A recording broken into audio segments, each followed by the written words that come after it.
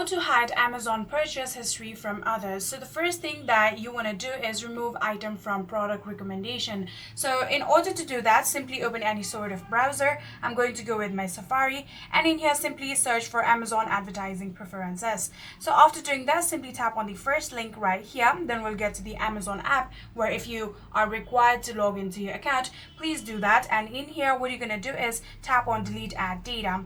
So after doing that, what you're going to do is tap on delete ad data again, and just like this, here you can see we have successfully deleted our ad data. So in here we're going to go back and we're going to come to this page again, where you'll need to tap on interest-based ad preferences. If you tap on that one, here you can see the option of do not show. Simply tap on that one and then tap on submit, and then you are all set. So the next thing that you want to do is clear and turn off your browsing history. So in order to do that, first of all, again, let's get into our Safari, and in here what you're going to search is simply search for Amazon browsing history. So after searching for it, here's the first link that you want to go to.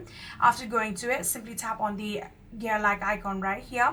Then what you're going to do is simply tap on remove items in order to remove all of your browsing history. So after doing that, you will be able to delete all of your history or purchase history from others on your Amazon, and that's it.